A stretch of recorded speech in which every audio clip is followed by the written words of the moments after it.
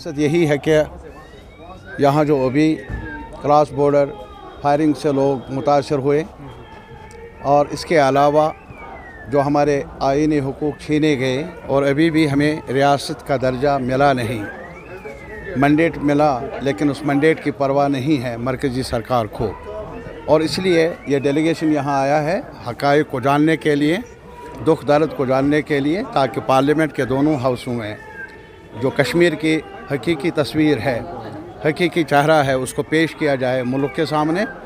मरकज़ी सरकार, बीजेपी की सरकार जो बातें फैला रही है और हमारी नज़र में झूठ फैला रहे हैं पूरे मुल्क में जम्मू कश्मीर के लोगों के बारे में, हमारा मकसद यही है कि हम सही तस्वीर यहाँ के लोगों की, उनकी मुसीबतों की, मीडिया की, राइटर्स की, बिजनेस की, किसानों की, नौजवानों की, ये हालत ज़ार हमारा डेलीगेशन पार्लियामेंट में पेश कर लेगा।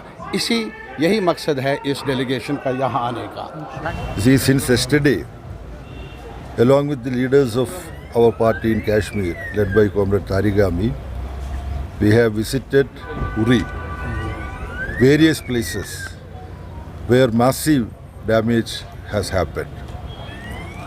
We have also met the family members, mother and other relatives of Nargis, over 39 years old, who was murdered with drone and shell, killed by, attacked by forces from across the border using drone, shell and all that. We met a lot of people who have had very big damage of their, entire wealth. Houses have been damaged. Most important problem, in brief, shortly, we have to have a meeting here. They are they are offered 1,30,000 rupees as damage, whereas roughly we could assess around 10 lakh, minimum 10 lakh rupee worth of damages in each place. So this is a atrocious thing what the authorities are doing. We have requested them to give their representation, their own assessment about the damage in writing to Comrade Tariq M.A, so that he will forward it to us, so we will be able to raise it in Lok Sabha and Rajya Sabha.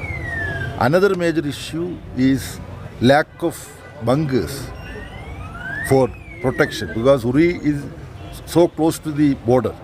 So more bunkers are to be constructed. We will take it up with the administration, and these members of Lok Sabha and Rajya Sabha would also raise it on the floor of the house. Another very important problem we found there was people have been shifted to temporary, residential areas, some facility. 8 people are crammed into a small room. 32 people are being forced to stay in a room there. This is also a major issue. There are many other important political issues, like the elected representatives. There was a joint command meeting, and it was presided over by the Lieutenant Governor. But the elected Chief Minister was not even allowed to be present there. The question of restoring Article 370 and restoring the statehood, even full statehood is not being given. It is a union territory.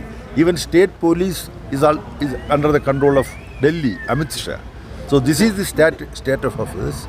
The people of Jammu and Kashmir stood like people of India. That is a great message after the April 22nd assault by terrorists. Now, central government needs to do what is necessary to take the people of Kashmir into confidence. Today morning, we met Sayyid Haider Shah, father of Adil Shah, who got killed while trying to protect the innocent tourists. Sayyid Haider Shah's wife, Gulsan Banu, who is the, Gulsan Banu is the widow of Adil Shah. Then Baby Jan, my own name, is the name of the mother of the slain, the murdered Adil Shah. We have had discussion with them. We told them that not only Comrade Tariq M.A and other leaders and members of our party in Jammu and Kashmir, We have in our delegation from West Bengal, from Tamil Nadu, from Kerala, from Rajasthan, different parts of the country. People of India stand with them.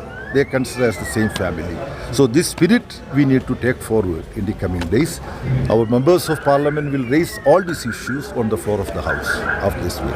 Thank you.